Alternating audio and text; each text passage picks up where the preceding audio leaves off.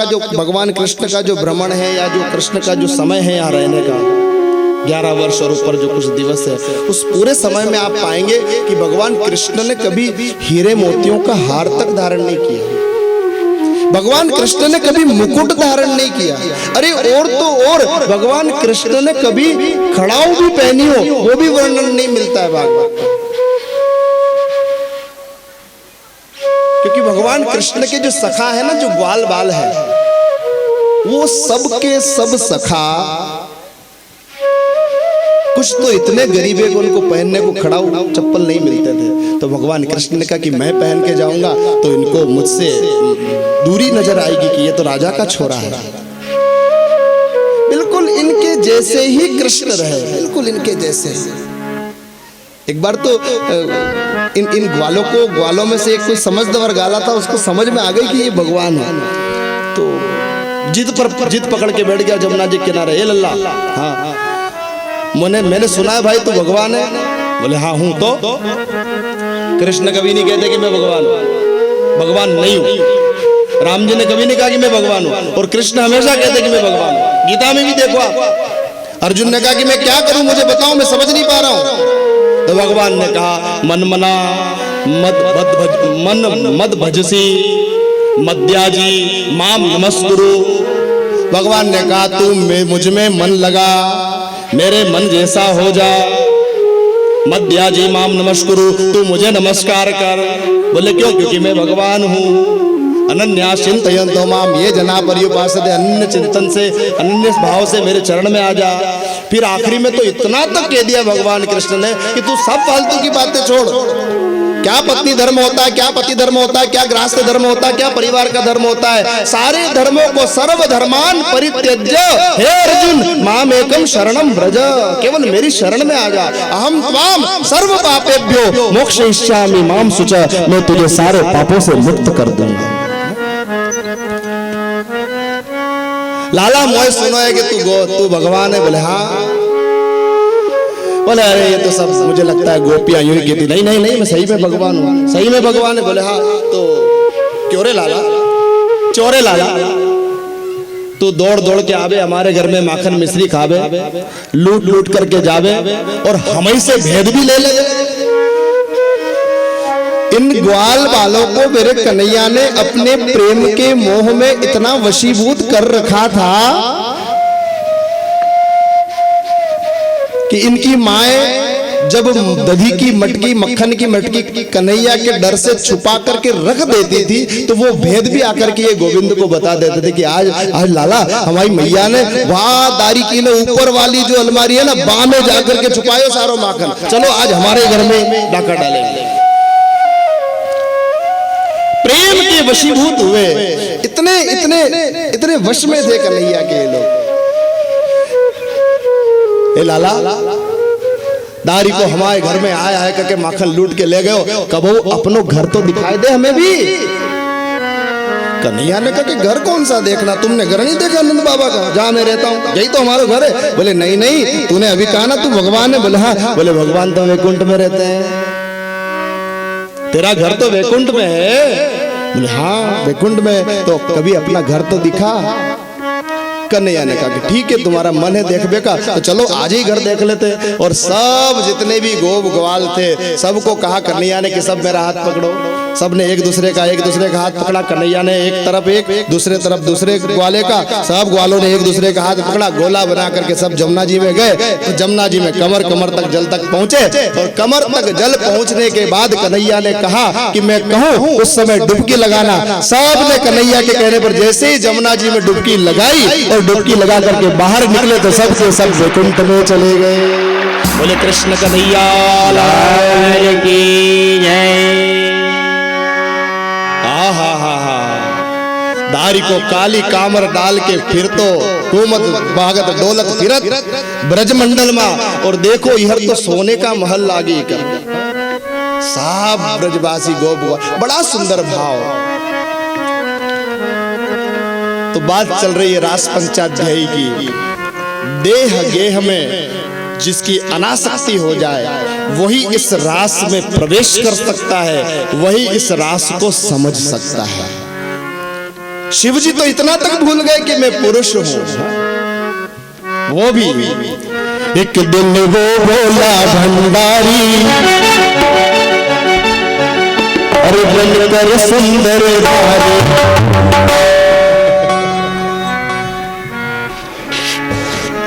ये सब आपको आता है, आप गाते रहना। तो भगवान शिव भी आए,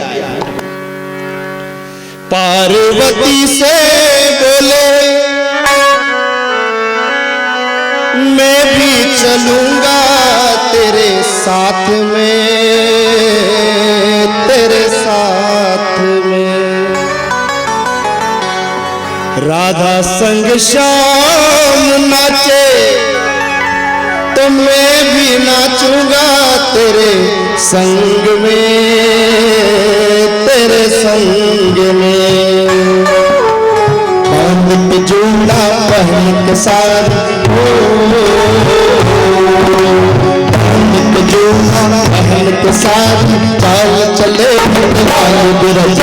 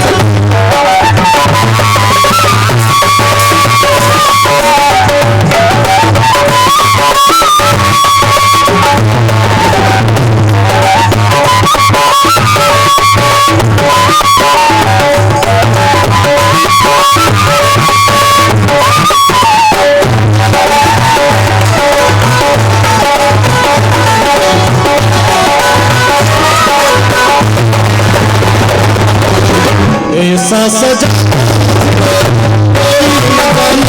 इस रात को, इस रात को ऐसा सजा मुझको कोई न जाने इस रात को, इस रात को ऐसा सजा मुझको कोई न जाने इस रात को, इस रात को।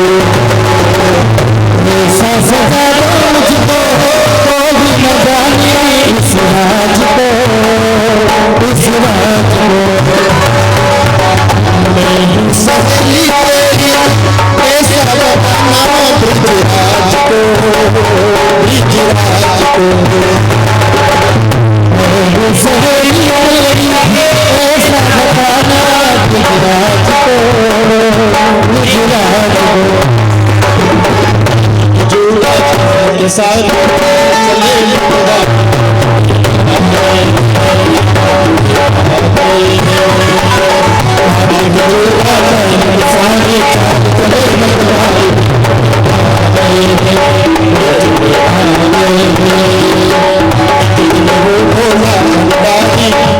सुंदर सारी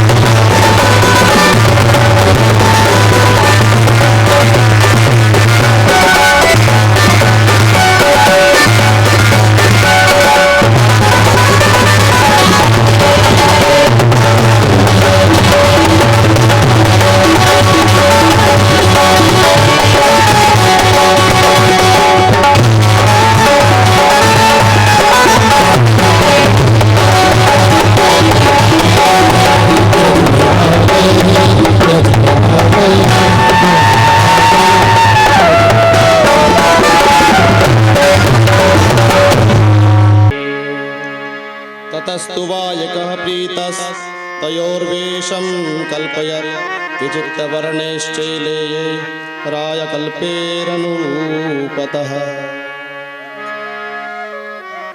मथुरा में भ्रमण के लिए भगवान निकले हैं। जमुना जी के तट पर पहुंचे, जमुना जी को प्रणाम किया। काली कामरिया, हाथ में लकड़ी, मोर पंख का मुकुट बना हुआ है, पैर में पाहन भी नहीं है। एक ग्वाले ने कन्हैया को कहा कि कन्हैया, हाँ, बोले देख तो बाजार में लोग घूम रहे हैं, कितने सुंदर सुंदर जगले इन लोगों ने पहने, कितनी सुंदर सुंदर बगल बंदियां लगाई है, कितने सुंदर पीताम्बर हैं। अरे हमारे कपड़े तो इतने पुराने हो गए, अगर कहीं से अच्छे कपड़ों की व्यवस्था हो जाए तो कितना आनंद मिले। बोले हाँ चलो देखते हैं कुछ न कुछ। वहीं जमुना जी पर धोबी का घाट था, उस घाट पर पहुंचे। एक हष्ट पुष्ट धोबी वस्त्र धो रहा है, कुछ वस्त्र पड़े हुए हैं। कन्हैया ने जाकर के कहा मामा जी प्रणाम। धोबी ने कहा हाँ भैया बताओ क्या हुआ।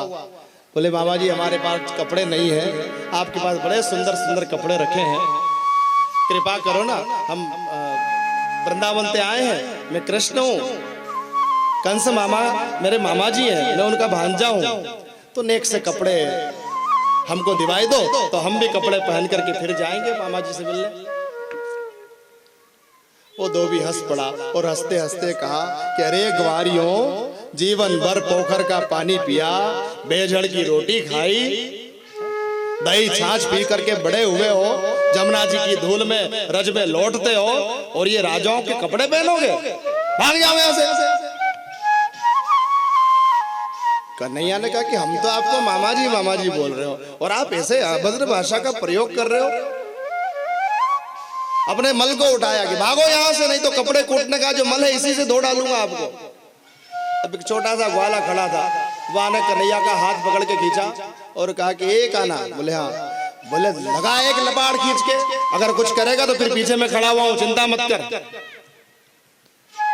जैसे ही वो धोबी मारने के लिए आता है कृष्ण को, भगवान कृष्ण ने एक मुक्के की मारी मुंह के ऊपर, सिर धड़ से अलग हो गया उसका।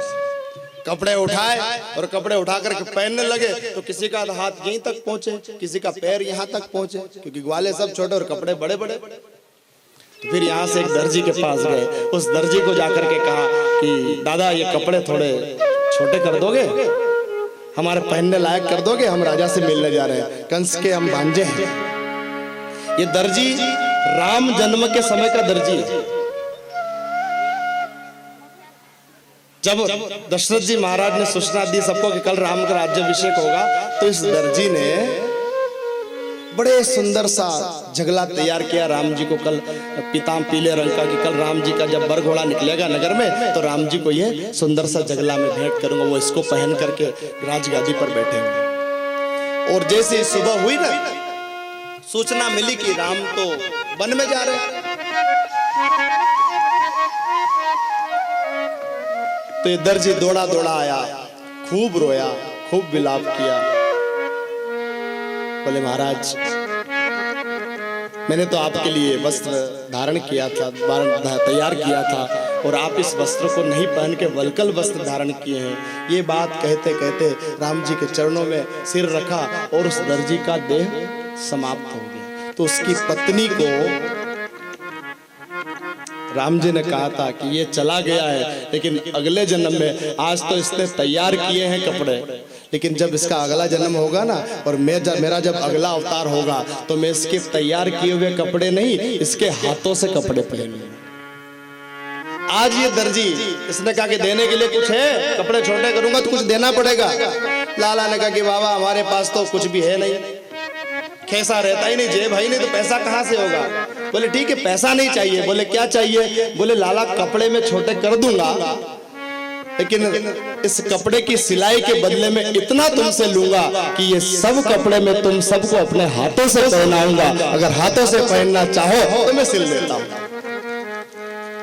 उस दर्जी का भगवान ने कल्याण किया। यहाँ से आगे बढ़े, माली से जाकर के फूल, भगवान ने फूलों की माला धारण करी। अब चंदन की जरूरत पड़ी तो एक कुब्जा नाम की 3 जगह से टेढ़ी वक्र कुरूप नारी यहाँ चंदन की सेवा करने का काम करती थी। राजा कंस के लिए चंदन घिस करके ले जा रही होती है। मार्ग में कृष्ण आते हैं। कृष्ण ने उनको कहा कि अरे सुंदरी, जरा सा नेक सो चंदन हमें भी दे दो। कुब्जा को आज तक किसी ने सुंदरी नहीं कहा था।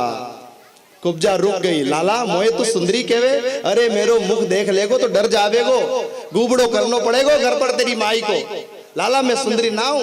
अरे नहीं नहीं, शरीर का जो स्वरूप होता है, शरीर सुंदर होता है, लेकिन आत्मा का धर्म जो है, शरीर कुरूप होता है, शरीर सुंदर होता है, लेकिन आत्मा जो है वो समय हमेशा दिव्य रहती है, हमेशा तेज से परिपूर्ण रहती है। कहते हैं कि भगवान कृष्ण ने कुब्जा के पैर के अंगूठे पर अपने पैर का अंगूठा रखा और कुब्जा की ठोड़ी को, दाढ़ी को धीरे से अपने अंगूठे से ऊपर की ओर किया तो कुब्जा जो 3 जगह से टेढ़ी थी वो सीधी हो गई और मानो स्वर्ग की अप्सरा के समान सुंदर। कुछ भी नहीं किया, अभी तो चंदन दिया भी नहीं है। कुब्जा ने कछु काम न कीना, शाम को बस में कीना, बिरह अगन है मुश्किल जीना, किसी विधि होगा मिलना, हो सकी किसी विधि होगा मिलना,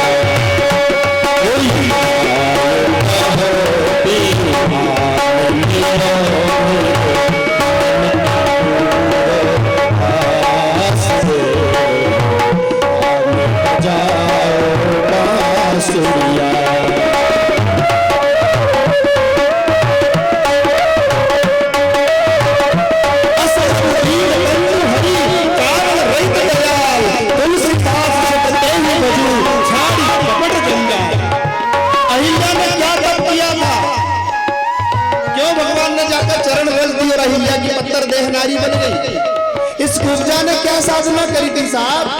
आप कुछ करो, आप भक्ति करो, आप ज्ञान करो, आप वैराग्य से जियो, आप ज्ञान से जियो, तब परमात्मा मिले तो समझ में आता है। लेकिन इस कुब्जा ने तो कुछ भी नहीं किया। कुब्जा ने कछु काम कीना, शाम को बस कीना,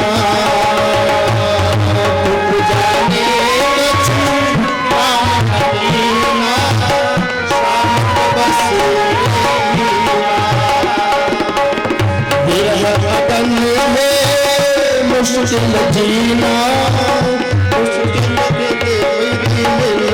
हो सकी किसी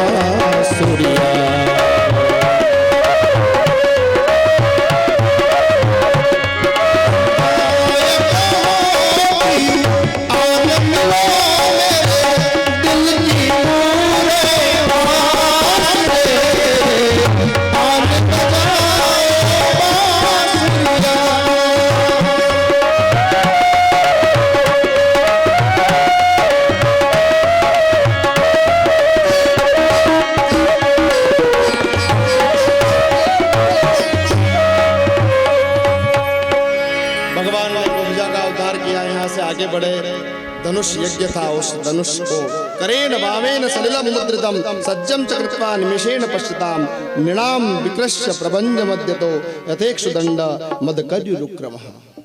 एक कुबड़िया पीड़ नाम का हाथी आया। भगवान ने उस कुबड़िया पीड़ के हाथी का भी अंत किया। धनुष यज्ञ की भूमि में गए, शिव धनुष को भगवान तोड़ दिए। किसी ने जाकर कंस को कहा, अरे क्या कर दिया तुमने? वो जो तुम्हारा काल वहां रह रहा था तभी तक ठीक था, उसको यहाँ क्यों बुला लिया तुमने? क्या हुआ? बोले उसने कुबड़िया जो हाथी था उसका अंत कर दिया। हमारे जो राज धोबी था, राज रजक था, उसका उसने अंत कर दिया। अरे कुब्जा की ठुड्डी को उसने अपने अंगूठे, हाथ के अंगूठे से जैसे स्पर्श किया, वो कुब्जा सुंदरी बन गई। इस ब्रज में, वहां वृंदावन में तो वो लीला करता ही था, उसने मथुरा में आकर के भी लीला करना शुरू कर दी। कंस जल्दी चलो। महाराज कंस सुंदर सा मुकुट धारण करके मल्ल युद्ध की उस भूमि में जाकर के बैठते हैं और चाणूर और मुष्टिक जैसे ही आकर युद्ध में चुनौती देते हैं इन सब ब्रजवासियों को। उस समय मेरे गोविंद और बलदाऊ जी दोनों आते हैं। चाणूर के साथ कृष्ण का, मुष्टिक के साथ बलदाऊ जी का सुंदर युद्ध होता है। बलराम जी ने मुष्टिक के ऊपर एक मस्तिष्क पर मुष्टिक का प्रहार किया। रुधिर का वमन करते हुए रुधिर की खून की उल्टियां होने लगी मुष्टिक की, और मुष्टिक उस समय धरती पर गिर पड़ा। बलराम जी 7 बार कन्हैया ने चाणूर को उठा करके घुमा करके जैसे ही धरती पर गिराया, चाणूर के प्राण पखेरु उड़ गए। बोले कृष्ण कन्हैया लगी कोई धनुष बाण नहीं, कोई तलवार नहीं, कोई गदा नहीं, केवल हाथ से मल्ल युद्ध से चाणूर और मुष्टिक का कन्हैया ने अंत किया। और एक ही जैसे एक और सैनिक आया, उस सैनिक को मारने के लिए कन्हैया ने हाथ उठाया। सैनिक हाथ जोड़ करके खड़ा हो गया, ठाकुर मैं तो आपका भक्त हूँ, ये तो उसकी रोटी खाता हूँ, इसलिए आपसे युद्ध करने चला आया, बाकी हूँ तो मन ही मन आपका सेवक। कन्हैया ने उसको छोड़ा और छोड़ते ही एक छलांग लगाई, और छलांग लगा करके भगवान कृष्ण कन्हैया सीधे कंस के सिंहासन के पास गए। कृष्ण को एक भुजा का प्रहार किया, कृष्ण को पछाड़ दिया, मुकुट गिर पड़ा कंस का, और कृष्ण भगवान कंस की छाती पर जाकर के बैठ गए। कंस आवाज लगा रहा, चाणूर कहाँ है, मुष्टिक कहाँ है, मल्ल कहाँ है? सब लोगों का नाम लिया। बोले सब चले गए हैं और बहुत जल्दी तुम भी उनके पास जाने वाले हो। कृष्ण ने मुकुट के बिना जो कंस का शीश है उसके केश को पकड़ के खींचा, कंस को खड़ा किया। कंस आवाज देता, अरे कन्हैया छोड़ दे मुझको, अरे मेरे केश मत खींच, बहुत तकलीफ होती है। कृष्ण ने कहा तकलीफ होती है केश खींचने से? मामा जी, जब मेरी माँ देवकी के केश को पकड़ के रथ से उतार कर घसीटते हुए चौराहे पर ला करके प्राण दंड देने का प्रयास किया था, सोचो जरा मेरी माँ के केश को कितनी तकलीफ होगी, मेरी माँ देवकी को कितना कष्ट हुआ होगा। अब भोग पा रहे हो, अब समझ पा रहे हो उस कष्ट को। बलदाऊ जी ने कहा कन्हैया अधिक बातें मत कर, समय खराब मत कर। युद्ध हुआ, कंस असहाय हो गया और भगवान कृष्ण कंस की छाती पर बैठ करके अपनी भुजाओं के बल से, उस नारायण बल से कंस की छाती को विदीर्ण कर देते हैं और कंस का उद्धार होता है। बोले कृष्ण कन्हैया लाल की जय। ये कंस जो है ना, ये उन जय विजय वाले अवतारों का पात्र नहीं है। भगवान कृष्ण कंस को मारने के लिए नहीं बाध्य नहीं थे। भगवान कृष्ण शिशुपाल और दंतवक्र को मारने के लिए बाध्य थे। जो जय विजय को श्राप मिले थे 3 जन्मों तक राक्षसी वृत्ति में आना है, तो ये जय विजय पहले जन्म में हिरण्यकश्यप और हिरण्याक्ष बने थे, दूसरे जन्म में कुंभकर्ण और रावण बने थे, और तीसरे जन्म में दंतवक्र और शिशुपाल बने थे। कंस नहीं बने थे। कंस तो पापाचार के कारण उसके पापों का आज अंत किया गया। उग्रसेन जी महाराज को कारागार से निकाला गया और राजा के पद का उपयोग करते हुए उग्रसेन जी के द्वारा भगवान श्री कृष्ण ने माँ देवकी और वसुदेव जी को मुक्त कराया। देवकी और वसुदेव जी ने दोनों ने भगवान कृष्ण को गले लगाया है। आज जन्म लिया उसके बाद से लेकर अब कहीं जाकर के ये 11 साल और 54 दिन के बाद ये बेटा अपने माता पिता से मिल रहा है। हृदय से लगाया है। यहाँ कृष्ण ने नंद बाबा को कहा कि बाबा अबे मुझे यहाँ थोड़ा काम और करना है, आप अगर यहाँ अधिक समय रहेंगे तो ब्रज का कार्य प्रभावित होगा, अपने क्षेत्र का कार्य प्रभावित होगा, आप यहाँ से चले जाइए, मैं शीघ्र ही यहाँ का काम करके लौट आऊँगा। नंद बाबा को जब कृष्ण ने ये बात कही, नंद बाबा का मन भारी होने लगा। नंद को लगा कि लगता है ये छलिया अब आने वाला नहीं है। कृष्ण क्या काम है, कहो ना भाई, हम सब मिलकर के कर लेते। नहीं नहीं पिताजी, आप अगर नहीं जाएंगे तो ये सब ग्वाले नहीं जाएंगे। मधुमंगल, श्रीदामा, सारे ग्वालों को कृष्ण ने कहा कि तुम सब ब्रज लौट जाओ, तुम सब लोग वृंदावन लौट जाओ, मैं शीघ्र यहाँ का काम पूरा करके लौट आऊंगा। ब्रजवासियों ने अनमने मन से कृष्ण से विदा ली। क्या खबर थी इन विचारों को कि कृष्ण आज हमको छोड़ रहा है, अब कभी हमसे मिलने के लिए नहीं आएगा। यहाँ से सब वृंदावन पहुंच गए ब्रजवासी, और यहाँ कृष्ण भगवान का अभी तक कृष्ण ने केश तक नहीं कटवाए थे, जन्म से लेकर अभी तक के। केशांत संस्कार हुआ, मुंडन हुआ, गर्गाचार्य जी ने मुहूर्त निकाला और उनको विद्या अध्ययन के लिए उज्जैन पहुंचाया। हम लोग बहुत भाग्यशाली लोग हैं साहब, मालवा के क्षेत्र के लोग, कि हम उज्जैन बाबा महाकाल के क्षेत्र में रहते हैं। भले ही उत्तर प्रदेश में, भले ही वृंदावन में भगवान कृष्ण का मथुरा में जन्म हुआ, वृंदावन में कृष्ण पले बढ़े, लेकिन उनको विद्या अध्ययन के लिए हमारे उज्जैन में आना पड़ा। उनकी विद्या अध्ययन हमारे उज्जैन में महर्षि सांदीपनि ऋषि के आश्रम पर हुई। उद्धव जी भी उनके साथ हैं, बलदाऊ जी साथ है, और सुदामा नामक ब्राह्मण से उन्हीं सांदीपनि ऋषि के आश्रम में कृष्ण की मित्रता होती है, मैत्री होती है। विद्या अध्ययन करके भगवान श्री कृष्ण वापस लौट आते हैं, और यहाँ आज माँ देवकी अपने हाथों से भोजन बना करके कन्हैया को भोग लगाती है। कन्हैया भोजन करते हैं, संध्या का समय है, कन्हैया अटारी में बैठे हुए हैं, आंखों से आंसुओं की धारा बह रही है, और कन्हैया की नजर मथुरा से उस पार वृंदावन की ओर कन्हैया के नैन है। नंद बाबा ने यह दर्शन किया। नंद बाबा ने उद्धव को जाकर के कहा, लगता है कृष्ण थोड़ा चिंतित है, तुम जाकर के उससे बात करो। उद्धव जाते हैं, जाकर भगवान श्री कृष्ण से चर्चा करते हैं कि कन्हैया क्या हुआ, तुम इतने चिंतित क्यों हो रहे हो, तुम्हारी काया कृष्ण होने लगी है, क्या ऐसा है जो तुम्हें प्राप्त नहीं है, इसके कारण तुम चिंता करते हो। भगवान श्री कृष्ण कहते हैं कि उद्धव मोही ब्रज बिसरत नाही, हे उद्धव मैं ब्रज को नहीं भूल पाता हूं। ब्रज की गोपियां, उनका भाव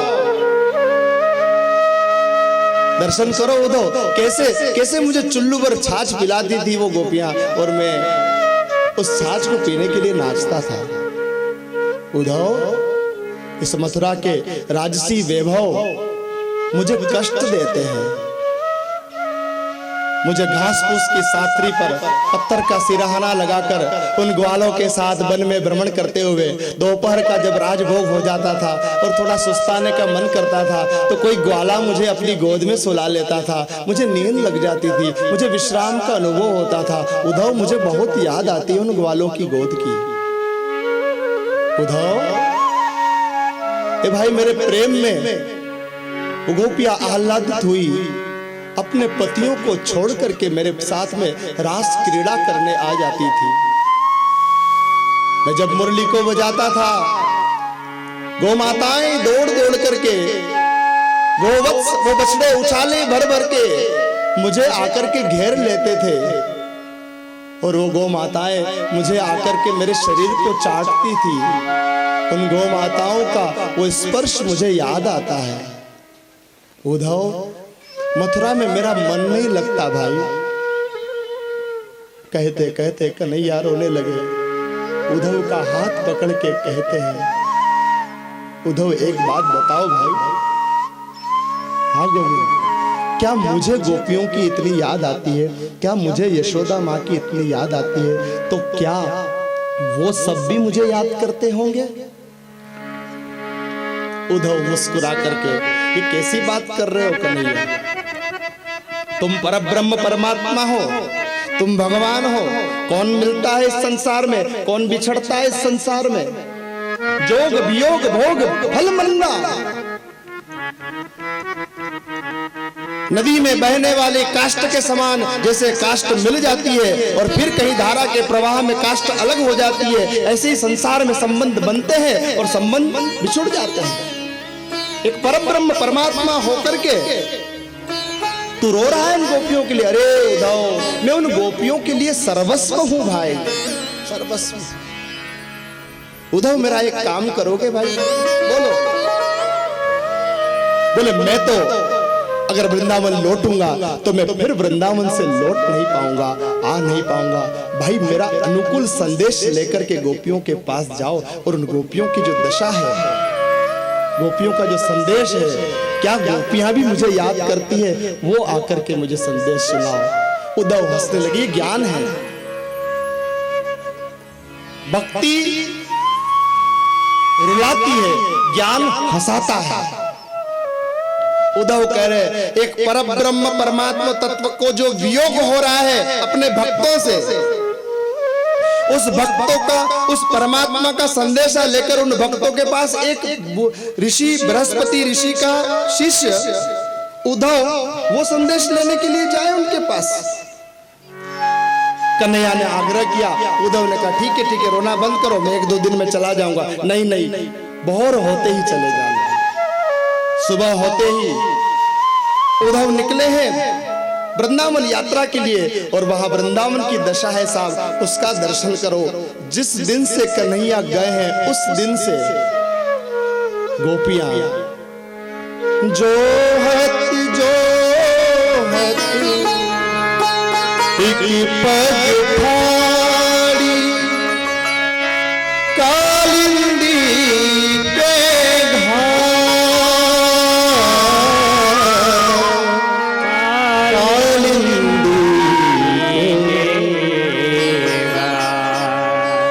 राधा जी बैठी है एक वृक्ष का सहारा लिए, गोपियां बैठी है और ग्वाल इन सब से आगे जाकर के बैठे हुए हैं। मधुमंगल, श्री दामा सब ग्वाले बैठे हैं। उद्धव बाबा आए हैं, रथ से उड़ती हुई धूल, चमचमाती ध्वजा, गोपियां बैठी है। राधा जी कदम्ब के वृक्ष का सहारा लिए। एक गोपी आई, आप दृश्य की परिकल्पना करना, और गोपी आकर के कहती है कि लगता है आज भी सांझ होने वाली है, आज भी लगता है कन्हैया नहीं आएगा। इतने दूसरी गोपी ने कहा, अरे मैंने तो रात को सपने में देखा था कन्हैया को, मेरे हाथ से उसने माखन खाया। इसने दूसरी गोपी आई, अरे मेरे हाथ से तो उसने छाछ पी। तीसरी गोपी ने कहा, मैंने तो अपने आंगन में आज उसको सपने में खूब नचाया। चौथी गोपी आकर के कहती है, मैंने सपना देखा और सपने में वो कन्हैया मेरे हाथ को पकड़े हुआ है और मैं उसके हाथ को खींच रही हूँ, वो अपने हाथ को खींच रहा है और कह रहा, गोपी मोए छोड़ दे, गोपी मोए जाने दे, गोपी मोए छोड़ दे, गोपी मोए जाने दे, मैं नेक से समय के बाद लौट आऊंगा। और मेरा हाथ छुड़ा करके वो गया दूर सुदूर चंद्रमा के लोक में, न जाने कहाँ वो विलीन हो गया। सब अपने अपने सपने की बात कर रहे हैं। राधा रानी की आंखों से आंसुओं की धारा मानो सूख गई हो। किसी बड़ी गोपी ने कहा, राधा, ओ वृषभानु दुलारी। राधा जी ने कहा, हम सबको सपने में गोविंद आता है, क्या तुमको सपने में कभी कृष्ण दिखाई नहीं देता? तुम कभी किसी सपने के बारे में नहीं बोलती हो। राधा रानी ने कहा, क्या कहूं सखी, जिस दिन से वो छलिया गया ना, उस दिन से उस छलिया के साथ मेरी नींद भी चली गई है। वो जिस दिन से गया उस दिन से आज तक मैं सोई नहीं हूं, और सोऊं तब ना सपना आए। जब सो ही नहीं पा रही हूं तो मुझे सपना कहां से आएगा? इतना सुंदर अहोभाव उद्धव देख रहे हैं। किसी ग्वाले से पूछा, मुझे राधा रानी के, मुझे यशोदा रानी के महल में जाना है। उस ग्वाले ने एक छोटी सी नहर आ रही थी, बता दिया, इस नहर के किनारे किनारे चले जाओ। बोले कहाँ जाती है नहर? बोले ये नहर नहीं है, जब से कृष्ण गए हैं ना, कृष्ण के वियोग में यशोदा माँ नंदरानी रो रही है। रोते रोते उनके आंखों से जो आंसुएं बहते हैं ना, उन आंसुओं से ये नहर बन चुकी है। जमुना जी तक ये आंसू बह करके जा रहे हैं।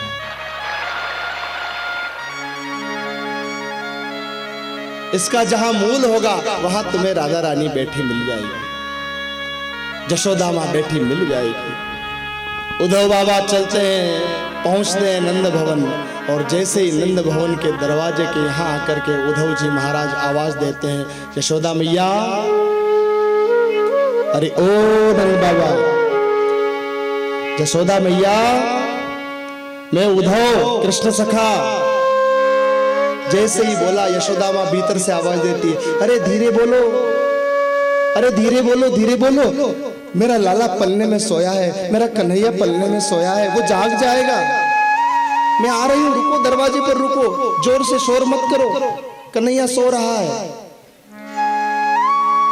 उद्धव के पैर कांपने लगे यशोदा के शब्दों को सुनकर के। जो कन्हैया मथुरा में महल की अटारी में बैठा है, वो कन्हैया इसके पल्ले में कैसे सो सकता है? उद्धव के ज्ञान की पहली सीढ़ी सरक गई हो मानो। यशोदा मां दरवाजे पर आती है, कृष्ण सखा को देखा। हाँ भाई, कौन हो तुम? मैं उद्धव, कन्हैया का संदेश लेकर के आया हूं मां। तू कन्हैया का सखा है? हाँ मां। हाथ पकड़ा और जैसे ही उद्धव का स्पर्श हुआ, मानो मां यशोदा को कुछ चेत आया है, हाथ पकड़ के ले गई। आया भी तो वो नहीं आया, केवल संदेश भेजा। चलो चलो, मैं तुमको कुछ दिखाती हूँ। और पलने के पास ले जाती है। देखो उद्धव, यहाँ वो कान्हा सोया करता था। फिर अपने घर के आंगन में ले जाती है। यहाँ मैं माखन बिलोती थी और वो कान्हा ये माखन खाता था। ये उखल देखो, इस उखल से मैंने उस कन्हैया को बांध दिया था। और उस उखल से मैंने उसको बांधा ना, एक पुरानी सी सड़ी सी मटकी, उस मटकी को फोड़ दिया। कितनी निष्ठुर होना उद्धव में कि उस मटकी को फोड़ दिया। तो मैंने ऐसा दंड दिया उसको कि उखल से बांध दिया। हाँ उद्धव, आज मुझे लग गया है कि वो मुझसे इतना नाराज हो गया है और इसीलिए मुझे दंड दे रहा है और वो मुझसे मिलने के लिए नहीं आ रहा है। उद्धव, उससे जाकर कहना कि यशोदा के अपराध को भूल जा।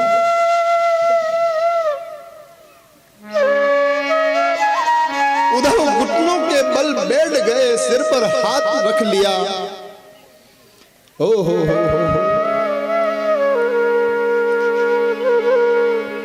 लाली मेरे लाल की जित देखूं मेरा,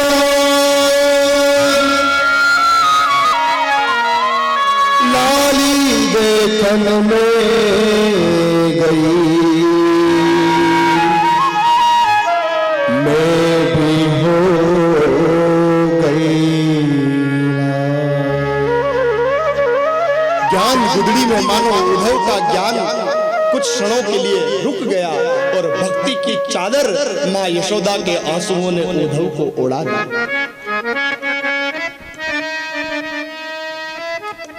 गोपियों से मिले हैं उद्धव। गोपियों ने उद्धव को अनुकूल वचन कहे। क्या कहते हो उद्धव बाबा, क्या हम मथुरा नहीं जा सकते? मथुरा है कितनी दूर? लेकिन नहीं, उसकी अगर इच्छा नहीं है तो हम उससे नहीं मिले। ये है प्रेम साहब। जहां प्रेम होता है ना, वहां समर्पण स्वतः आ जाता है। प्रेम का अंत पाना नहीं है, प्रेम का अंत देना। जो प्राप्त हो या कुछ मांगे या हमको देना पड़े, नहीं। प्रेम में तो स्व भी समर्पित होते हैं और सर्व भी समर्पित होता है।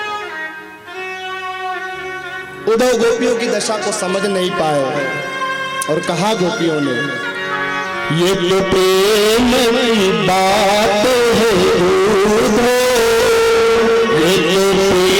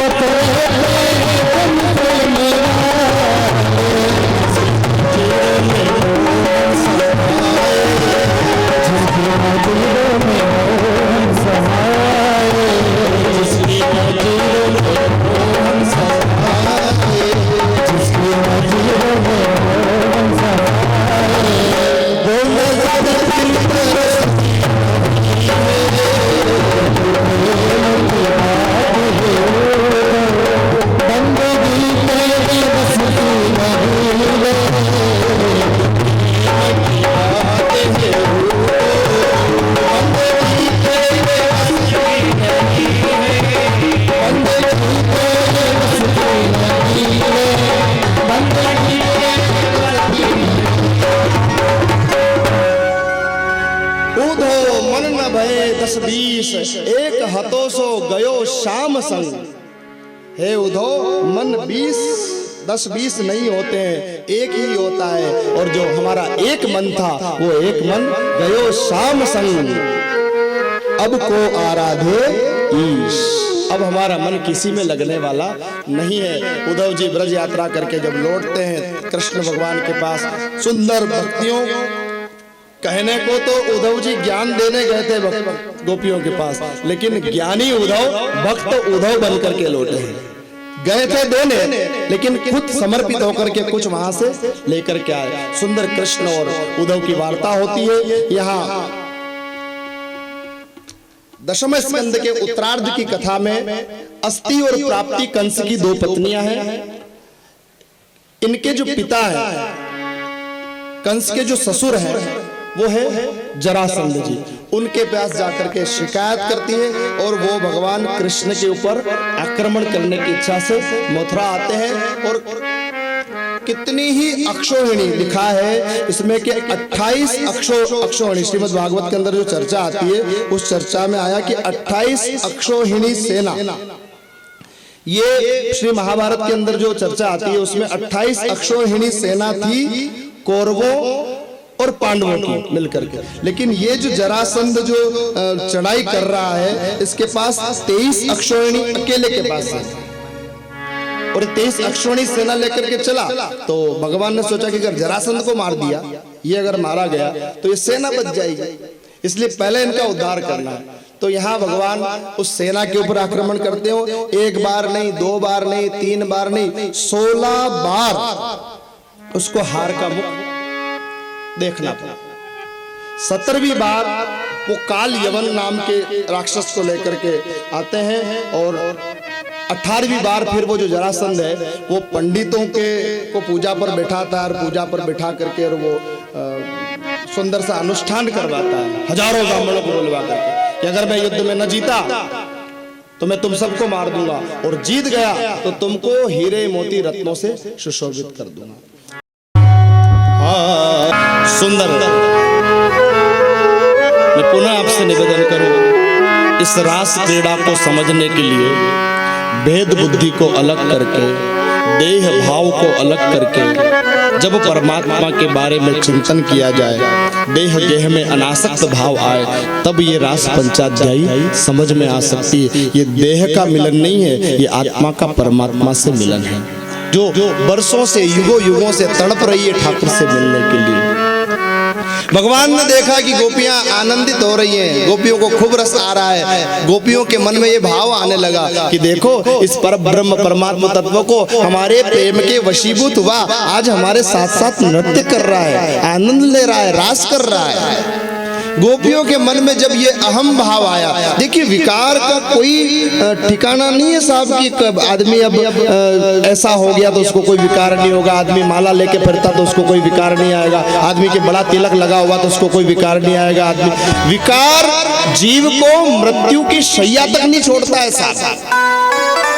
6 विकार बहुत बहुत बहुत ज्यादा बली है साहब।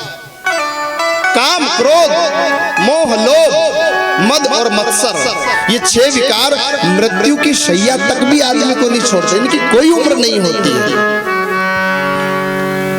ये छूटते कहां से? बोले सत्संग से छूटते। तो सत्संग कर ले आदमी, कथा सुन ले आदमी, किसी अच्छे व्यक्ति का संग कर ले आदमी, विकार चले जाएंगे? बोले हाँ चले जाएंगे, लेकिन सत्संग समाप्त तो होते ही विकार वापस आ सकते हैं। तो क्या करें? विकार जीवन में न आए इसके लिए क्या किया जाए? स्थान बताया है भगवान महादेव ने, बार बार बर मांगहु हर्षि देव श्री रंग पद सरोज अनपायनी भक्ति और सदा सत्संग। रोज सत्संग करो साहब। अब सत्संग का मतलब ये नहीं कि कथा पांडाल सजे और कथा सुनो, आप कुछ नियम बनाओ, आप कुछ नियम बनाओ। आप जब तिलक लगा करके, आप जब शिखा रख करके, आप जब भारतीय परिधान पहन करके जब बाजार में निकलते हैं तो आपके ऊपर बहुत बड़ी जिम्मेदारी आ जाती है। लोग आपको देख करके हाथ जोड़ लेते, कह रहे ये तो भगवान का आदमी है, ये परमात्मा का आदमी है। और जब ये वेशभूषा धारण करके चोरी करे, कपट करे, लंपटाई करे तो आध्यात्मिक व्यक्ति के हृदय को ठेस पहुंचती है। हम क्या देखते हैं, हम कथाओं में भी जाते हैं तो वहां भी हमको वैभव का ही दर्शन होना है साहब। अगर मन में भक्ति जागृत नहीं है, ओहो कथा पांडाल हो बण्यो, मंच हो बण्यो, और घणी भीड़ थी, अरे 8,000 लोगों को भोजन बण्यो, अरे 7,000 लोगों का भोजन बना, अरे 50,000 लोगों की प्रसाद बटी, इस चीज से हम सत्संग का आकलन करने लग जाते हैं। बल्कि ऐसा नहीं होता। अगस्त ऋषि के आश्रम पर शिव जी और सती खाली 2 लोग कथा सुनने के लिए गए साहब। 2 श्रोता सामने बैठे अगस्त जी कथा सुना रहे थे और उन दोनों में से भी कथा खाली शंकर भगवान ने सुनी, सती खाली बैठी हुई थी। सत्संग क्या है उस चीज को समझो।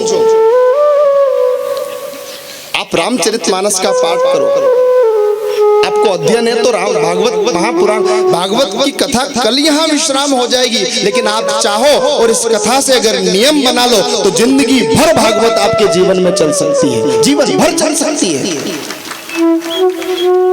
2 पंक्ति जम गई, जाकर के लिख ली, उन पर अपने जीवन को चलाना शुरू कर दिया। गीता का पाठ करो, ओम नमो भगवते वासुदेवाय का मंत्र का जाप करो, जो मंत्र आपके गुरु ने आपको दिया है उस गुरु मंत्र का जाप करो। बहुत दौड़ लिए, कितना दौड़ोगे साहब। विकार कभी भी पीछा नहीं छोड़ते आदमी का। 4-4 बेटे, 4-4 पुत्र वधुएं, कल बड़े बेटे को राजा बनाया जा रहा है, कल राम राज गादी पर बैठेंगे। और एक दिन पहले दशरथ जी की दशा देखो आप रामचरितमानस में, तुलसीदास जी ने स्पष्ट किया कि देखो काम प्रताप बढ़ाई। ऐसा बूढ़ा व्यक्ति जिसकी 4थी अवस्था में राम ब्रह्म जीवन में आए, वो बुजुर्ग व्यक्ति जब राम कल राजा बनने वाले हैं, एक दिन पहले जब कैकेयी से बात करता है तो ऐसे शब्द बोले जाते हैं, वहां कामना आ गई। हे गजगामिनी, हे प्रियवादिनी, क्यों तुमने कोप किया है? किसने तुम्हारी ओर आंख उठा करके देखा, उसके सिर को धड़ से अलग कर दूं। रानी कैकेयी मेरी प्यारी है गजगामिनी, है पीक बहनी रानी कैकेयी, किस रंग को राजा बना दूं, किस राजा को रंग बना दूं। यह है विकार, एक क्षण नहीं छोड़ता है आदमी को, एक क्षण नहीं छोड़ता। खाली कौपीन और दंड कमंडल लिए महात्मा हो, उसमें भी विकार आ सकता है। आज गोपियों के मन में भाव आया, ओहो कन्हैया तो हमारे साथ नाच रहा है, ये ब्रह्म है। ये विकार, अहंकार, अहंता रूपी विकार आते ही कृष्ण जितने रूप बनाए थे वहां से अंतर्ध्यान हो गया। अंतर्ध्यान होकर के कन्हैया आगे आगे आगे आगे चलने लगे। राधा का हाथ पकड़ लिया साथ में, राधा का हाथ पकड़ा। थोड़ी दूर कन्हैया गए हैं जमुना जी के किनारे किनारे, और राधा जी ने पीछे पलट के देखा तो हो सब गोपियां पीछे रह गई। अब राधा जी ने मन में सोचा कि देखो मैं कन्हैया को कितनी प्रिय हूं कि सब गोपियों को ये छोड़ सकता है, लेकिन ये मुझे नहीं छोड़ पा रहा। हाथ पकड़ा है राधा जी का। अब चलते चलते राधा जी ने नाटक किया, कन्हैया हाँ राधे मुंह से चलो ना जाए लल्ला, बहुत देर हो गई चलते चलते मेरे घोटू दुखने लगे हैं। कन्हैया ने कहा ठीक है आपसे चला नहीं जाता है तो हे वृषभानु दुलारी आप मेरे कंधे पर बैठ जाओ। कन्हैया के कांधे पर राधा रानी विराजमान है, और जैसे ही 10-20 कदम चले राधा रानी के मन में और अधिक अहमता आ गई कि ओहो देखो मेरा कितना महत्व है, कन्हैया गोविंद अपने कंधे पर बिठा करके मुझे चला रहा है। जैसे ये भाव आया तो कदम्ब की एक डाल आ रही थी, उस कदम्ब की डाल पर राधा रानी को बिठाया और कन्हैया वहां से भी अंतर्ध्यान हो गए। गोपियां यहाँ वहाँ द्वे द्वे गोपी एक एक मोहन यहाँ वहाँ देखती, अरे अरे अरे सखी, अरे ललिता, अरे विशाखा, अरे वो कन्हैया कहाँ? बोले पता नहीं छलिया कहाँ चला गया। सब गोपियां जमुना के किनारे किनारे चलने लगी। धीरे धीरे धीरे दो पैरों के निशान नजर आ रहे, एक राधा रानी के एक कन्हैया के। चलते चलते चलते चलते जब उस कदम्ब के पेड़ के नीचे से निकली राधा रानी ने आवाज दी, अरे गोपियों सुनो। ऊपर देखा, क्या कर रही हो वहां? गोविंद तुम्हारे साथ है? नहीं, छलिया छोड़कर चला गया। अरे तुम्हें भी छोड़ गया। राधा रानी को उतारा। सब गोपियां घूम फिर करके थक हार गई। फिर उस रास क्रीड़ा के स्थल पर आती है और वहां बैठ करके राधा रानी कदम्ब का सहारा लिए नेत्र में अश्रुओं के परारे छूट रहे हैं। सब गोपियां भाव से सुंदर सा गोपी गीत गा रही हैं। जयति तेधिकम जन्मना व्रज स्वयत इंदिरा शश्वदत्रहि दैत्य दृश्यता दिक्षुषावता स्त्रीवृता सदा स्तंभचुम्बके सर्वदाशये साधुजातसे सरसजोतरा श्रीमुषादृशा नाटके श्रीलदासिका परदीनको मेहविंपदा।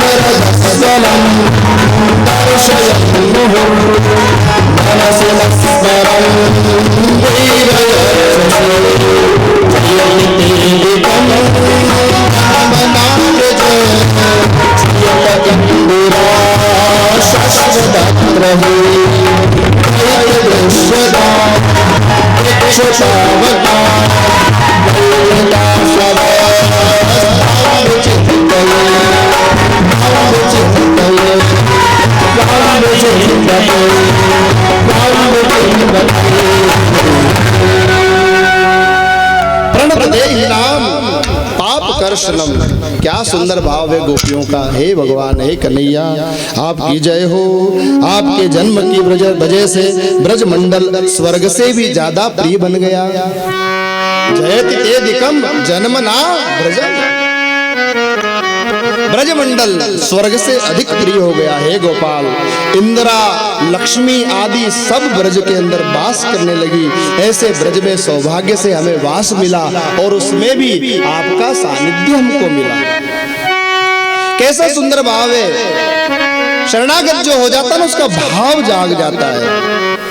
हे परमात्मा, शरणागत के संकट को दूर करने वाले आपके चरण पापों के चरणों का आकर्षण करते हैं। तृणों का चरण करने वाली जो गाय है उनका अनुगन गमन आपके चरण करते हैं। लक्ष्मी का घर आपके श्री चरण है भगवान। सुंदर गोपी गीत की प्रार्थना जब हुई, हे ठाकुर आप हमें छोड़कर चले गए, कृपा करें अब हम आपके बिना यहाँ कैसे रह पाएंगे। सुंदर भाव गोपियों के मन में आया और जैसे ही गोपियों के मन में सुंदर भाव आया, तव कथामृतम तप्त जीवनम कविरीडितम कल्मषामहम श्रवण मंगलम श्रीमदाततम भूवि गृह्णन्ति ते भूरिदा जना। यही बात इस गोपी गीत में जो अभी चर्चा में आई थी हमारी, कि विकार कैसे दूर होंगे, तो विकार दूर तभी होंगे जब सत्संग सतत चले। आपकी जो कथा अमृत है, आपकी कथा जीवन को अमर बनाती है, अमृत प्रदान करती है, तमोगुण को दूर करने में सहायक है। हे भगवान, बड़े बड़े कवियों ने आपकी कथा को गाया है। आपकी कथा सारे कलयुग के कल्मशों को दूर करने वाली है। हे गोविंद, आपको हमारा प्रणाम है, आपको हमारा नमस्कार है। सब गोपियां गोविंद की जय जयकार कर रही है। बोलिए कृष्ण कन्हैया हमने सब कुछ छोड़ दिया, आप हमको मत तड़पाओ।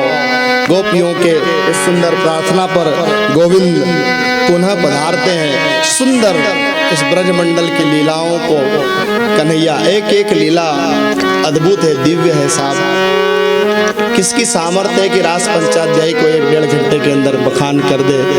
पूरी कथा स्वतंत्र रूप में हो तो भी कोई वक्ता इसको पूर्ण रूप से इसके साथ न्याय नहीं कर पाएगा, क्योंकि आत्मा ही परमात्मा से मिल गई, उस पर क्या बोल सकता है।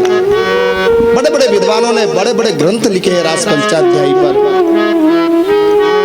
दिव्य लीलाओं को करते करते कन्हैया ब्रजमंडल में वृद्धत्व को प्राप्त हो रहे हैं। 11 वर्ष से अधिक उम्र इनकी वृंदावन में हो गई।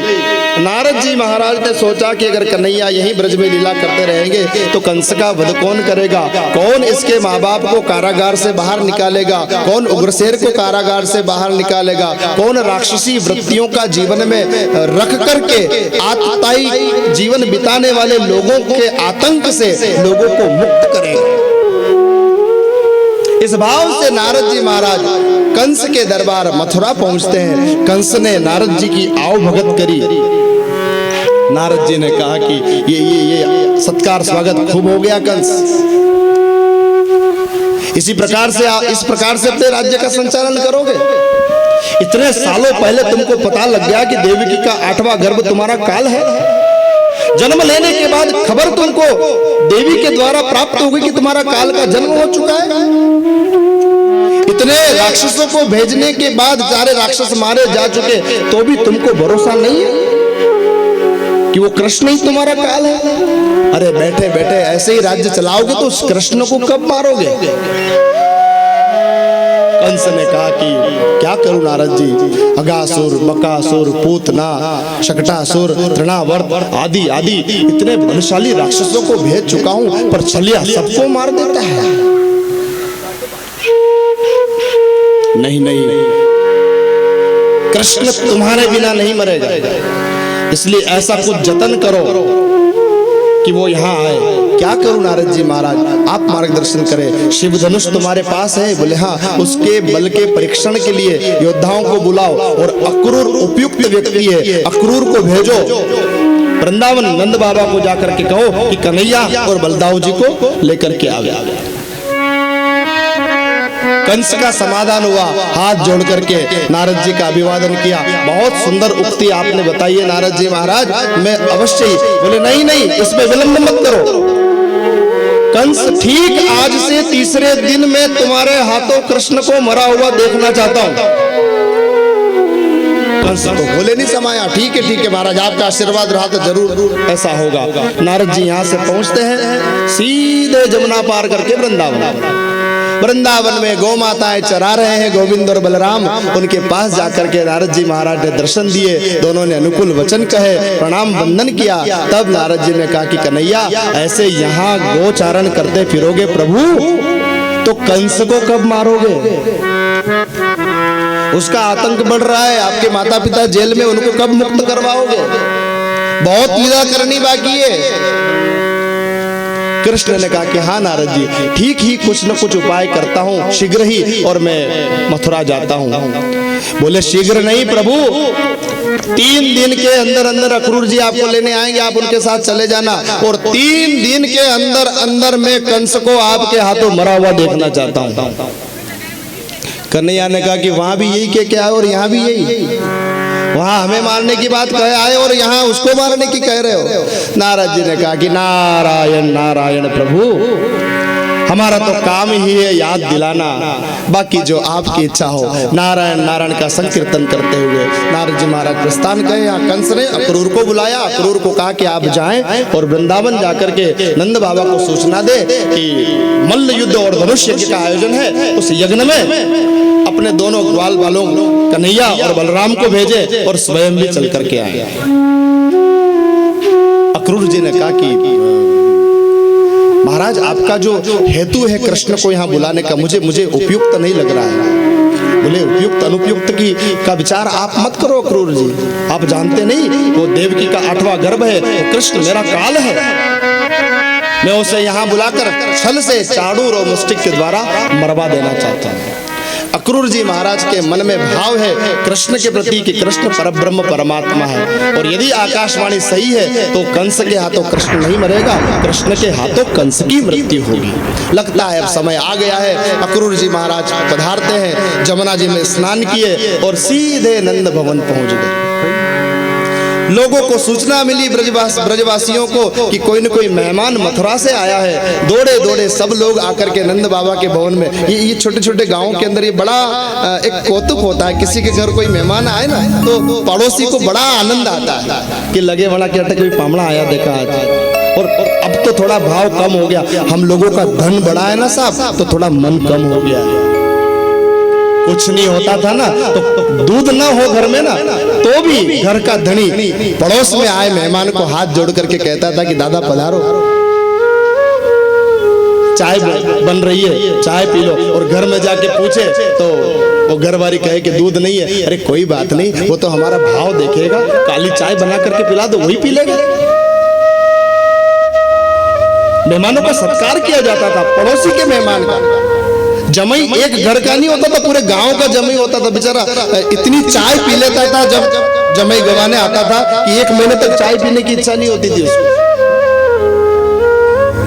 ये प्रेम हुआ करता था हमारे यहाँ। और अब अरे आए होंगे तो पहली बात तो पड़ोसी से बोल ही नहीं रहे आप। उसके मेहमान की गाड़ी 2 हाथ खाली आपके घर आड़ी वही जाते पानी ढोर दो उनके ऊपर, 4 गालियां सुना दो बेचारे को। थोड़ा मन बड़ा रखना, मन अच्छा रखना साहब। एक नियम और होता था पहले, किसी के यहाँ जब कोई मर जाता था ना तो उसके यहाँ मेहमान बैठने आते थे।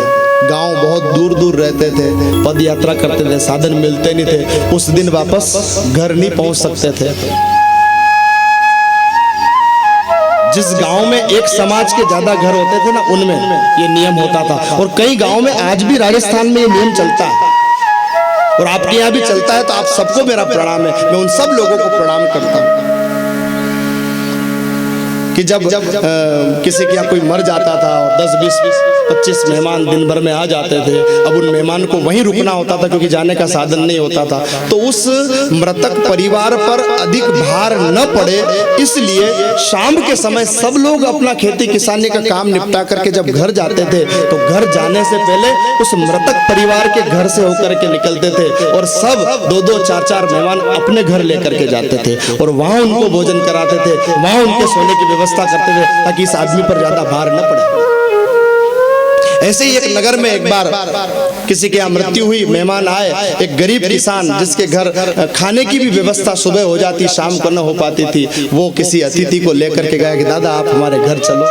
और जो वो अतिथि था वो जिस गांव से आया था उस गांव का पटेल था। घर अतिथि को लेकर के गया, आंगन में खाट बिछाई, उस पर फटी हुई चादर बिछाई, कहा दादा विराजो, बैठ गए। देखो भाव, पदार्थ से जो खुश हो जाए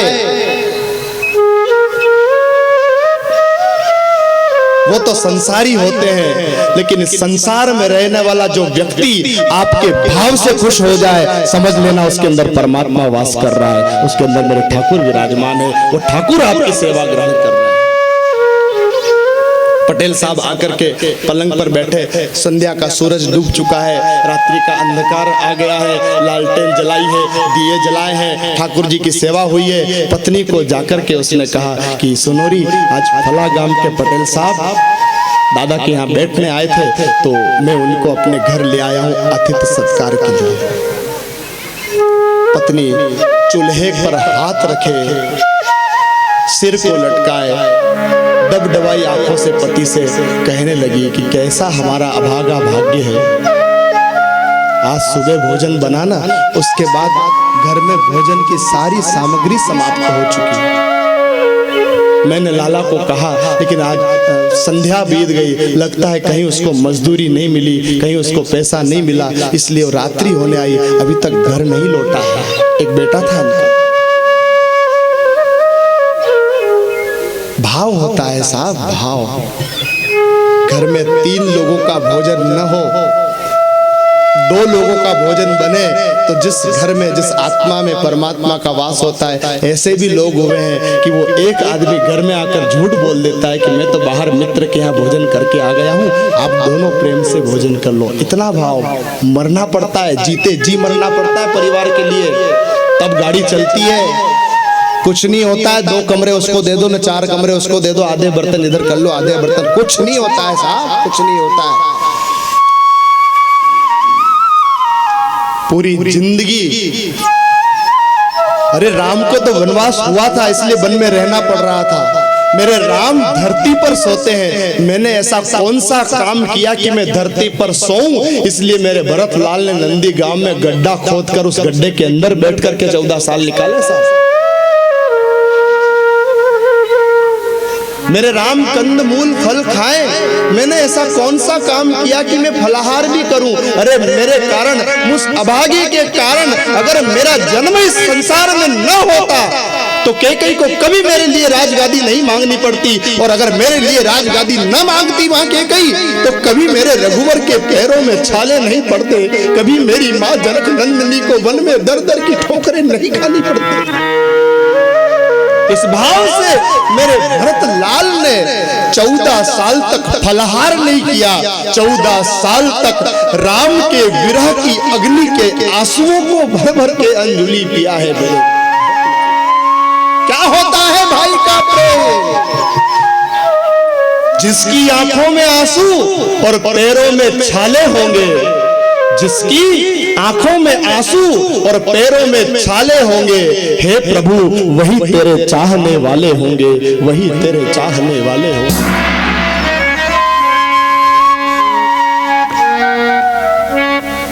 किसान का बेटा घर इसलिए नहीं आया कि आज कुछ सामान नहीं मिला है, आज कहीं मजदूरी नहीं मिली है, कभी कुछ होगा घर में तो माँ बना लेगी, पिताजी माँ दोनों पालेंगे, मैं जाकर झूठ बोल दूंगा कि मैं कहीं और खा के आ गया। किसान ने कहा क्या कहती हो, कुछ भी नहीं है। हाँ स्वामी, आज कुछ भी नहीं है। अरे देखो अतिथि द्वार पर आया है, भूखा अगर सोएगा तो क्या कहेगा, क्या बात कहेगा हमारे बारे में, हमारा भाग्य चला जाएगा। सारे डब्बे टटोल लिए, एक गुड़ की भेली और थोड़ा सा नमक रखा हुआ था, इन 2 के अलावा और कुछ सामान नहीं है। किसान बड़ा सदग्रस्त था, बड़ा सद्भाव वाला था, ठाकुर जी को प्रेम करने वाला था। उसने कहा अरे कोई बात नहीं, हमारा भाव तो शुद्ध है, हमारे पास सामान नहीं है तो क्या हुआ, लाओ यही एक थाली में दे दो। एक थाली के एक कोने में थोड़ा सा गुड़ की भेली रखी, उसी थाली के दूसरे कोने में थोड़ा सा नमक रखा और थाली सजा करके और अतिथि को हाथ जोड़ करके आग्रह किया कि देवता पधारे, विराजमान हो, आपके लिए भोजन तैयार हो गया है। वो भोजन की थाली लाकर के सामने रखी, गुड़ और नमक देखा, और वो पटेल साहब, धन तो बड़ा था उनका, लेकिन धन के साथ साथ मन भी बड़ा हुआ था।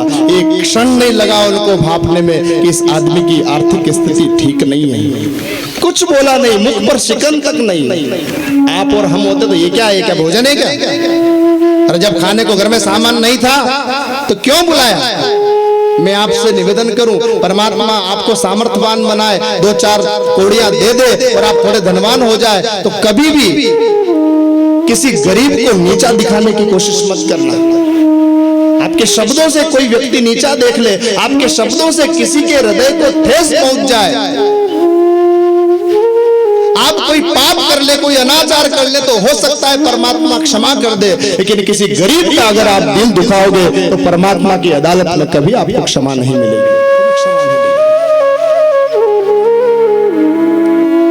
उन पटेल साहब ने प्रेम से गुड़ का भोग लगाया, थोड़ा सा नमक में उंगली लगाई और नमक खाया और जल का गिलास पिया और उधर पर हाथ फेर कर कहा कि बहुत बहुत आभार आपका, मैंने प्रेम से प्रसाद पाया है। किसान की आंखें सजल, बोल बेचारा बोले भी तो क्या बोले। एक फटी सी गोदड़ी पर आसन लगाया, रात्रि विश्राम किया, सुबह हुई, फिर जाते समय उस परिवार जहां मृतक परिवार था वहां पटेल साहब मिले, मिलकर के सरपंच साहब के पास गए और सरपंच साहब को मिलकर के कहा कि आप सब लोग मिलकर के उस किसान को यहाँ बुलाओ और गांव के सब लोग एकत्रित हो, मैं कुछ घोषणा करना चाहता हूँ। बुलावा गया। रात में जो पटेल साहब आपके पास आए थे उन्होंने पंचायत बुलवाई है। किसान दूजने लगा, उसको लगा कि हो ना हो, आज पटेल साहब ने सारी बात मेरे घर की दशा बता दी होगी और सरपंच साहब मुझे दंड देंगे। थर थर कांपता अपने बेटे को साथ लिए, अपनी उस पत्नी को साथ लिए पंचायत में जाकर के खड़े हुए, हाथ जोड़ करके, गले में गमछा डाला हुआ, एक धोती पहनी हुई है, हाथ जोड़ करके वो किसान खड़ा है और पटेल साहब ने सरपंच साहब से कहा, आप सबके समक्ष में एक विनती करना चाहता हूँ, एक निवेदन करना चाहता हूँ। आज रात्रि मैं इन महोदय के घर पर रात्रि विश्राम किया, इन्होंने मेरी बहुत अच्छी सेवा करी। मेरे मन में कहीं ऐसा लगा कि इनकी आर्थिक स्थिति थोड़ी कमजोर है, तो मेरे मन में आया कि मैं इनको थोड़ा धन दे दूं, लेकिन तुरंत ही मन, रात भर में सो नहीं पाया, तुरंत फिर विचार किया कि धन दूंगा तो धन समाप्त हो जाएगा, इनका अपमान होगा। फिर मैंने सोचा कि 2 जोड़ी बैल इनको दे दूं, इनकी किसानी में सहायता होगी और थोड़ा धन ये कमा लेंगे। लेकिन फिर मैंने सोचा कि बैल भी एक दिन मर जाएंगे। तो मेरे मन में एक विचार आया और वो संकल्प मैं आप सबको बताना चाहता हूँ। सरपंच साहब और किसान, मैं इस किसान को हाथ जोड़कर निवेदन करना चाहता हूँ, आज से कुछ वर्षों पूर्व मुझे एक कन्या की प्राप्ति हुई थी। उससे पहले मेरा जीवन बहुत दीनता में जाता था। वो कन्या का पग फेरा ऐसा हुआ कि मेरी आर्थिक स्थिति बदल गई, मैं धनवान बन गया, गांव का पटेल बन गया। साधु संत सब कहते हैं कि इस कन्या के आपके जीवन में आने से आपके ग्रह की स्थिति बदल गई है। ये कन्या और कोई नहीं, साक्षात लक्ष्मी का स्वरूप है। तो मैं आज ये निर्णय ले रहा हूँ और ये निवेदन कर रहा हूं, अगर किसान को स्वीकार हो तो मैं अपनी उस लक्ष्मी जैसी कन्या का विवाह इसके बेटे के साथ करना चाहता हूं। मेरा ग्रह दशा पलटी थी, इसकी भी बदल जाएगी। ये भाव होता था, ये नेह होता था, ये प्रेम होता था और इसी प्रेम के वशीभूत मेरा पर एक दिव्य पात्र है अक्रूर। विश्वामित्र जी राम जी को लेने जाते हैं और अक्रूर जी कृष्ण को लेने जाते हैं। विश्वामित्र जी मारी सुबाहु ताड़का को मारने के लिए ले गए, शिव धनुष भंग करने के लिए ले गए और अक्रूर जी भी कंस, चाणूर, मुष्टिक का वध करने के लिए ले गए और यहाँ भी शिव धनुष भंग करना है, उस शिव धनुष को भंग करने के लिए अक्रूर जी को सुंदर आसन दिया। सब ब्रजवासी आकर के बैठे, हा लाला के घर कोई अतिथि आए, लाला के काका आए, काका आए, काका। अक्रूर जी ने नंद बाबा को कहा कि मैं कृष्ण और बलदाऊ को लेने के लिए आया हूं। कंस महाराज ने सूचना दी है कि आप सब ब्रजवासियों के साथ पद यात्रा करके कल भोर में मथुरा पहुंचे और पीछे से मैं रथ में कृष्ण और बलदाऊ को लेकर के साथ आ जाऊंगा। वहां मल्ल युद्ध होने वाला है, वहां धनुष यज्ञ होने वाला है, ये भी देखेंगे। कृष्ण की इच्छा है कि वो अपने भांजों से मिले। यशोदा माँ भीतर भोजन बना रही थी। जब ये अक्रूर जी ने शब्द कहे तो हाथ से सामग्री छूट गई, दौड़ी दौड़ी बाहर आई। कहा अक्रूर जी मेरे प्राण चाहिए तो वो प्राण लेकर के चले जाओ, बाकी कन्हैया को ले जाने की बात मत कहो। नंद बाबा ने कहा कि अरे इतना घबराने की क्या बात हो गई, कल मल्ल युद्ध होगा, कल दिन भर वहां रहेंगे, परसों लौट आएंगे हम लोग। मथुरा कितनी दूर है। जैसे ही माँ यशोदा ने मना किया, कन्हैया भी दौड़े दौड़ाए, अरे मैया तुम को कहीं जाने ना देवे, इतना बड़ा हो गया हूं मैं, अभी तक मुझे इस ब्रज से बाहर, इस वृंदावन से बाहर, गोकुल से वृंदावन आए, वृंदावन से बाहर मुझे जाने नहीं देती है तू। गौवे चराने केवल रमण नृत्य तक जाता हूँ। मैया मोई भी मथुरा देखनो है, मैया मोई भी मथुरा देखनो है, मैया मोई भी जमुना पार जानो है, मैया मोई भी जमुना पार जानो है। जाने देना मैया, अरे ओ मैया जाने देना, मैं नेक सी देर में लौट आऊंगा मैया। यशोदा मैया ने अपनी छाती पर पत्थर रखा है, ए लाला तू नहीं जानता रे, एक पल भी तेरे बिना जीना मेरा जीवन बड़ा कठिन हो जाता है लाला।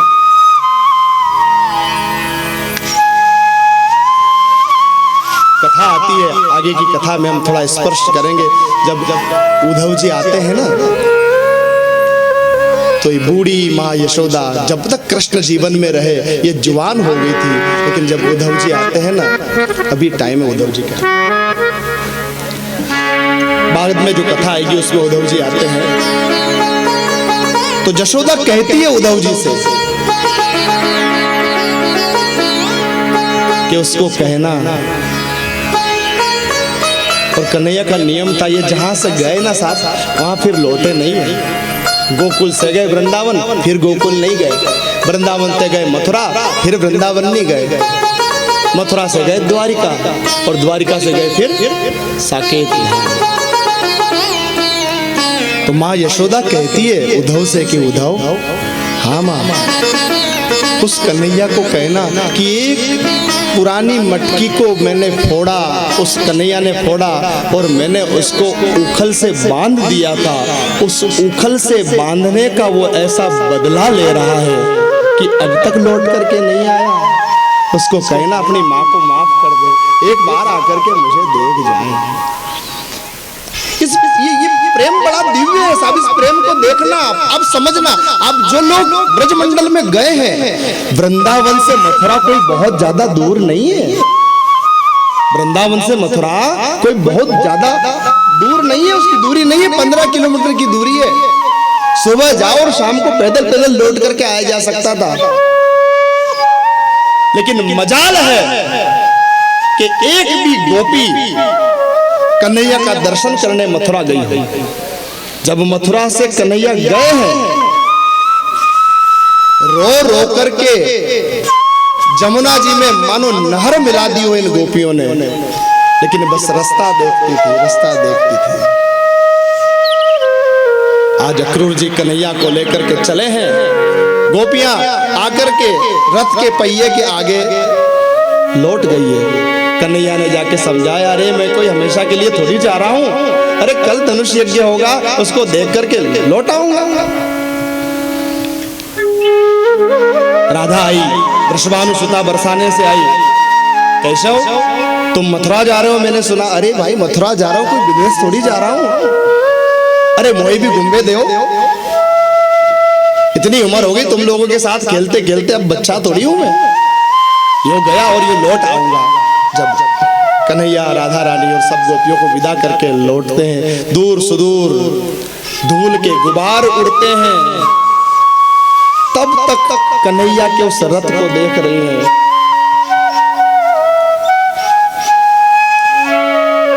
कान्हा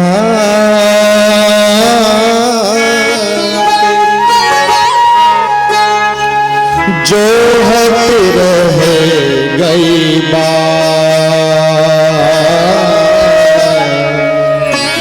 जो हट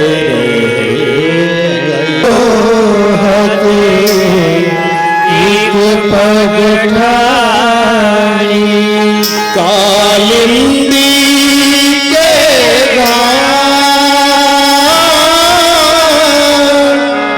कालिंदी के घाट, जो हट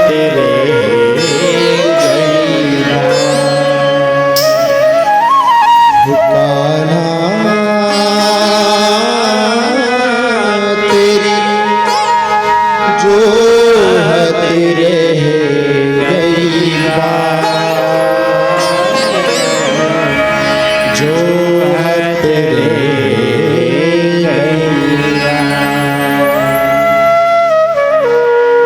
झूठी प्रीत करी मन मोहन,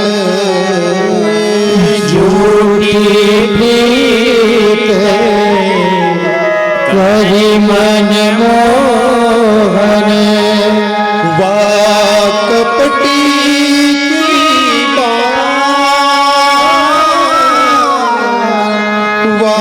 कपटी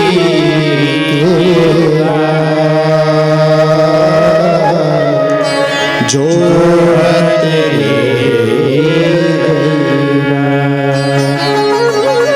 कान्हा तेरी जो तेरे गई बात, जो तेरे गई बात।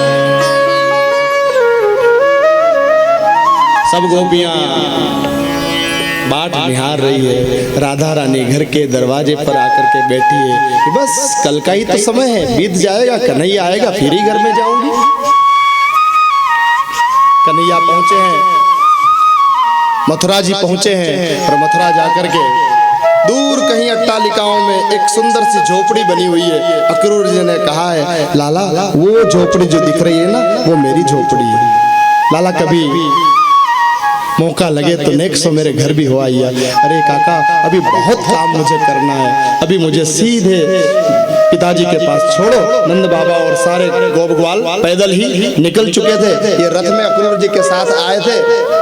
सारे ग्वाल वालों ने जब कन्हैया को आता देखा, सब हर्षेण दावा मानश्च, दौड़ते दौड़ते कन्हैया के पास पहुंचे हैं। सब एक सुंदर सा स्थान बना, उसमें गोप ग्वाल, नंद बाबा, कन्हैया, बलदाऊ जी सब विराजमान है। कन्हैया गए और जाकर के पिताजी नंद बाबा को प्रणाम किया और कहा, पिताजी नेक्स्ट अगर आप आज्ञा दो तो हमको मथुरा घूमने की इजाजत मिल जाए, हम मथुरा घूम आए। नंद बाबा ने कहा, नहीं नहीं कान्हा, खबरदार तू एक कदम भी यहाँ से बाहर निकाला, मुझे पता है तू जाएगा 10 मिनट भी नहीं लगेंगे और तू झगड़ा करने लग जाएगा लोगों से। अरे भाई ये राजाओं का नगर है, यादवों का नगर है, इसमें सब लोग सलीके के साथ विवेक के साथ रहते हैं। नहीं नहीं, तू ठहरा, जंगल में गाय चराने वाला ग्वाला, तुझे रहना नहीं आएगा, इसलिए तू यहीं रह, कहीं नहीं जाना। तब बलदाऊ जी को इशारा किया, बलदाऊ जी ने कहा, अरे पिताजी जाना चाहता है तो जाने दो ना। तब नंद बाबा राजी हुए, ठीक है, लेकिन कान्हा बिल्कुल भी बाजार में जाना और जाओ तो कोई वस्तु खरीदना मत। पिताजी कहते हैं ना, कुछ सामान मत लेना ज्यादा, खाली घूम करके आ जाना, कुछ खरीदना मत। तो लाला ने कहा कि ठीक है पिताजी, खरीदूंगा नहीं, लेकिन आपकी आज्ञा हो तो छीन तो लूं। बस खबरदार तू नहीं जाएगा, यहीं बैठ। अरे पिताजी विनोद कर रहा था, माफ कर दो, हमको जाने दो। नंद बाबा ने आज्ञा दी, बलदाऊ जी और कन्हैया दोनों और साथ में गोप ग्वाल सब जाते हैं उस सुंदर से मथुरा का भ्रमण करने। 2 मिनट कोई घोषणा है, उसको आप सुन लें। संचालक लाला भाई अहिर कोई घोषणा कर रहे हैं, उसको सुन लें, उसके बाद आगे की कथा में प्रवेश करें।